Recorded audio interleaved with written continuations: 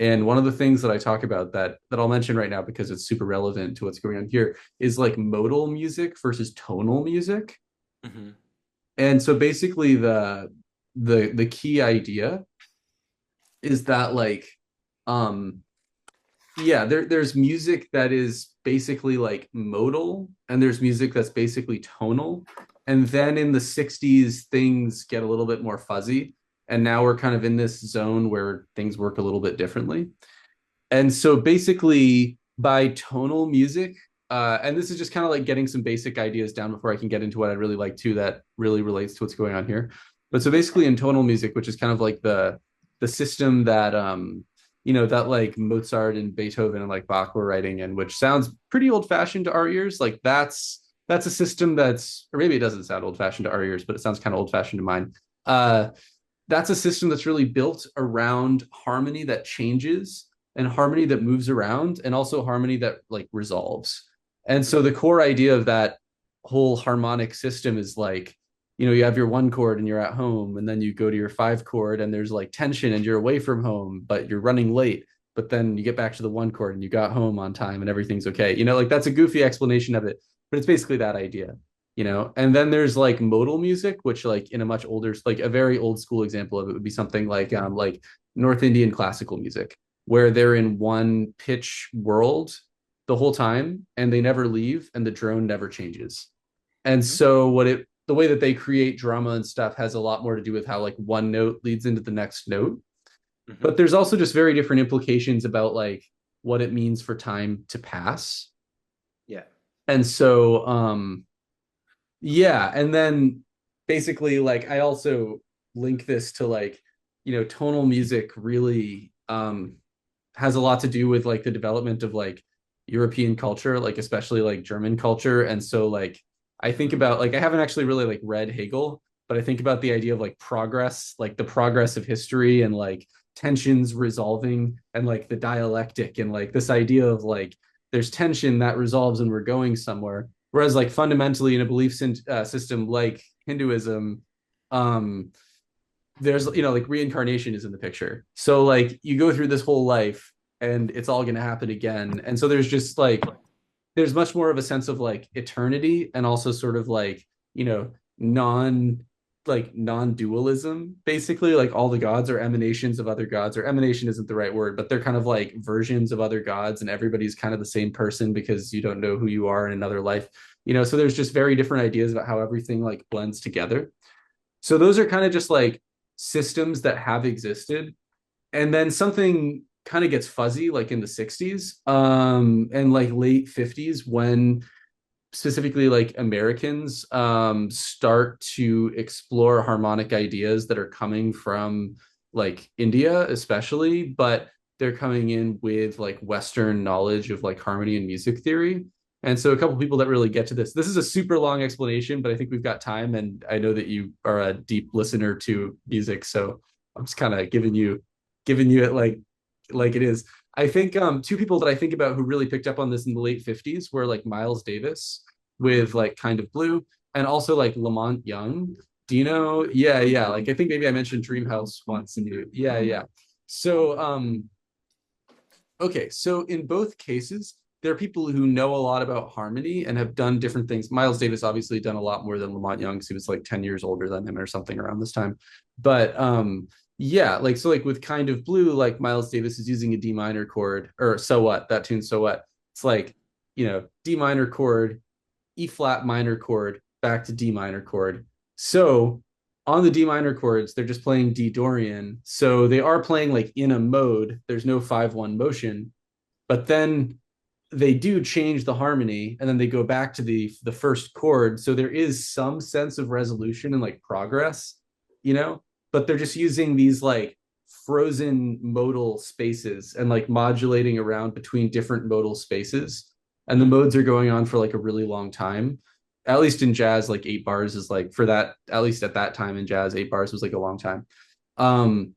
So that's a thing that transfers over to music like funk. Like I was also just writing about like James Brown, where James Brown will have songs that are basically in one mode and it's like one groove, and then maybe there's like a B section where it goes to one other chord for a little while, and then it goes back to the first chord. So like there is some use of harmony, but one, they're not really, they're very rarely playing straight up like the minor scale or the major scale.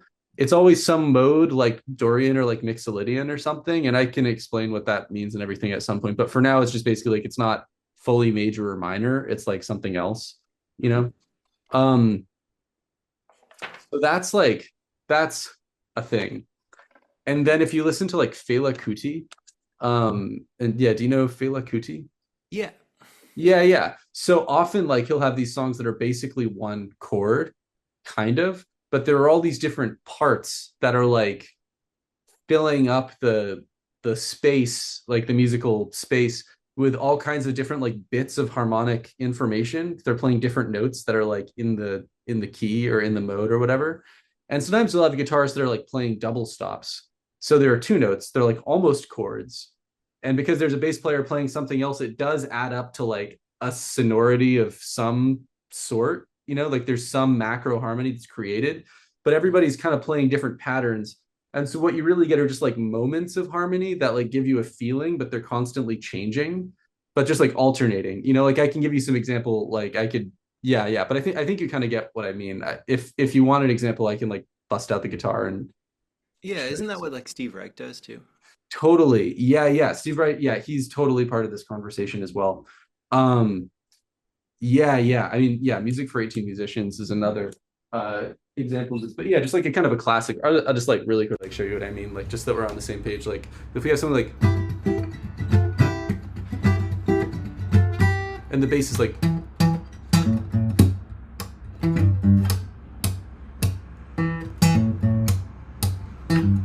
it like fits together into something, but like what is like the chord?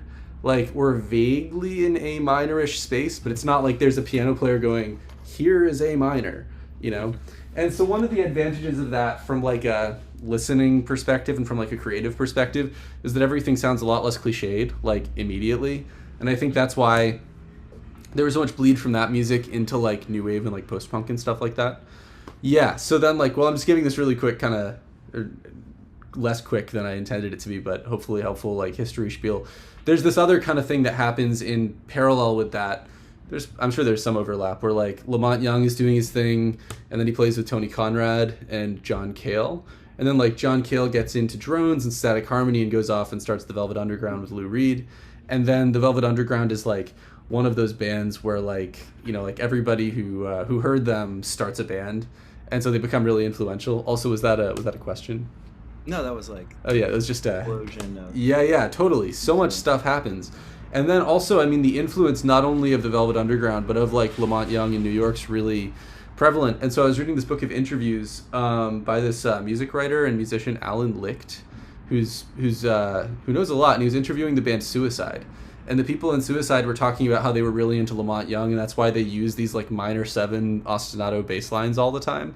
And they just said it that simply, which I thought was a really funny, like, yeah, we just liked that music, so we just used that sound. And I was like, great, there it is. That's the explanation. But yeah, so I mean, Lamont Young does this thing. Terry Riley shows up, like, and then moves to like the Bay Area or something, or they're both in California, and Terry Riley stays there, and Lamont Young moves to New York. Terry Riley does in C. Steve Reich encounters Terry Riley and plays in C. And so all of a sudden there's this whole harmonic style where you're basically just like staying in one key for a long time. And like within C too, it's like you get people talk about like all the cells and stuff like that. But there's another thing that happens when you start stacking that many cells on top of each other. And also if you have different instruments that are playing things in different octaves. And I assume that different instruments play in different octaves with that. It probably depends on how rigorous the performers are being, like with the score. But basically what that means is that if you like pause, you like freeze any moment, and you're like, what is the chord here? Like, okay, we know that the melody is more or less in C major and then it moves to F, but it's like if you freeze on the chord for a second, like you get a bunch of notes that are stacked that are some combination of notes in C major, and from one second to another it'll be some really crazy combination of notes. And so even though we're like in C, we're getting these crazy harmonic colors that you don't it would be incredibly difficult to access if you're thinking like the one chord goes to the four chord. Even though that is kind of the joke in that piece, I guess, is that it does go to F, so it does go to the four chord eventually. But a lot more happens than that, you know. And so like this stuff's just all in kind of in the ether. And then I think something happens eventually, which is that like once this stuff is just like kind of in the musical consciousness that everybody who's listening to music shares, different people hear this and interpret it in different ways, and different people have different amounts of theory.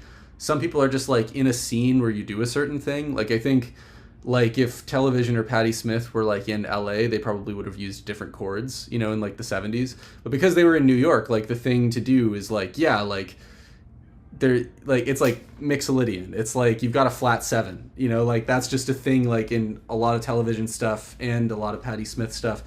And so it kind of shows up socially. And also if they're just kind of punk musicians or something, or not just, but if they're not coming to it with this really kind of sophisticated experimental mindset, they'll like grab bits of things that they can pick up and kind of creatively misinterpret things and do new things with it. And so you just start to get a lot of, yeah, it's like, so at a certain point, strict harmonic analysis is like more a creative act where you're like, they weren't thinking about it this way, but I can make sense of it, you know. But basically harmony gets simpler. But I think something happens in shoegaze, which is that like because a lot of the great shoegaze bands were British and British people like the Beatles, that might be a huge understatement, but like the Beatles really use harmony. And so there are more like fragments of like functional harmony floating around in people's ears.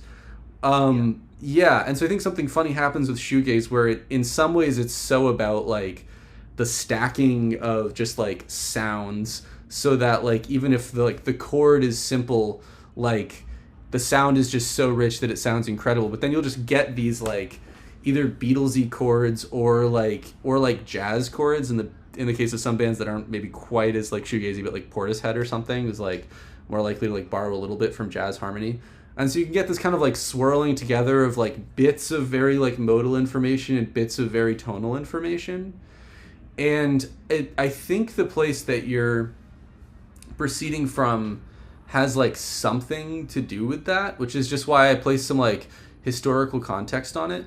But I also mention all of this to say that like in the case of all of this music, like yeah, like I guess other than in very specific moments in like certain shoegaze songs where they're really like, oh, now it's the four chord, or like, oh, now it's like, now they're adding this one diminished chord before they go back over here. Like besides those moments, I think the things that even make it compelling from like a harmony perspective are coming from this other place of like having different parts that are doing interesting things that stack on top of each other in ways that are really nice. And this is something that I actually really am constantly exploring in my own kind of like songwriting and producing. So I could talk about it for like a long time, but I think that's just like a framework that I wanted to introduce because like, yeah, like maybe for you adding a new chord into a song from like a Roman numeral perspective, like adding the two chord or something, like maybe that would really solve a problem. But I think from like an aesthetic perspective, I think there are a lot of other things that are going on that could also be helpful. And like if you're playing like a D minor triad and you're feeling like it's not a super exciting sound, then it leads me to feel like, yeah, just like having this conversation about kind of just like broadening the perspective about like how harmony works could be useful. So that's just kind of my initial gut reaction is like, I mean, and it's really what I was thinking about when I was hearing it was kind of just that last bit, but in order for that to make sense, I just felt like offering the historical information was going to help. So yeah, does this kind of make sense as like a frame? For sure. Yeah. Okay. So kind of to add to that, Mm-hmm. if you imagine shoegaze is here, Mm-hmm. there's some element of similarity on the more complex side or the more tonal side with like Dinosaur Jr. Whereas like if you took like 3 out of every 4 chords he's playing as he dances around, it would kind of have that similar, there's home and then there's a little something and then there's this really nice, you know, shining moment and then it just keeps like surfing around. And then there was something on the other side of that, which was like, I guess like Darklands, like Jesus and Mary Chain. Like when you were talking about like pulling stuff out, it was like, oh yeah, like JMC is just like 2 chords back and forth, and then the chorus is like a little something else. Yeah. back to those two. Um, so yeah, I guess like finding the sweet spot between like psych or just like, I'm staying modal, and then there's like a little bit of structure in there, and then like, the beauty of like the right amount of tonality to create Yeah, yeah, a difference, as opposed to like, oh, there's a change and then we're back home like in 2 seconds. totally. Yeah, I have I have a few more thoughts there if that would be helpful for you. Sure. Yeah. Okay. So, for one thing, a way that I like to think about writing music that's really helpful is like, or for me is really helpful is like, rather than being like, is this song going to do this or is this song going to do this? It's kind of like, if you're creating a piece of music, these are all kind of like color palette options. Yeah, and so like there's the question not only of like the right amount, because there might be some piece of music for which like the right amount of harmonic contrast is like 0, you know, but I think it has to do with like the experience that you're trying to create with the song. And so something that a lot of musicians will do, and like Stereolab also does this on the first track on Dots and Loops, where like most of the song is just this one like do do, which is basically just like it's like Dorian, and it's like in the key of C it would be like E minor 7 to D minor 7, and then you hang it on D minor 7, you know, and there's like one section in the middle where they like modulate somewhere else and they do that for a little bit. And so the experience of that song is that it's mostly in this one key, and then they go somewhere else, but also when they go back to the original key, it has this like triumphant feeling or something. It's really funny. You can tell that they were working with the people from Tortoise on that record because it feels like that album TNT. Yeah, and so it's not only like because when James Brown moves back to the original chord, it doesn't necessarily feel like triumphant, you know. But I think the important thing in the way that Stereolab are doing it is that it's not only that they're modulating from this other key back to the original key, but it's that event is gonna like stand out in our ears like a lot from everything else. And everything else, like when you're just hanging out on those two keys, everything is kind of like going to like blur together, you know? And so they use that feeling of transition as a way to like create this like, I mean, maybe triumphant's a goofy word, but it does feel a little bit like hooray, like in a really nice way, you know? And so it's like they're using that feeling of harmony changing as like in like a formal way. And by form, I don't necessarily mean like verse chorus, but I just mean like things that create shape in our like memory of what the piece of music was. So it's like you listen through something and certain sections will like blob together. Like if it's a verse and chorus, we'll be like, oh yeah, that was the verse. Oh yeah, that was the chorus. And I guess by form, I just mean like how we create differentiation or don't create differentiation for artistic reasons. Does that make sense? Sure. Yeah, cool. Okay, I'm trying to give you like the real answers, because also like by this point in, you know, the history of music, like I think people were thinking this way, but mostly intuitively. I just read a lot of philosophy, and so I I mean, I guess put words to it maybe. To a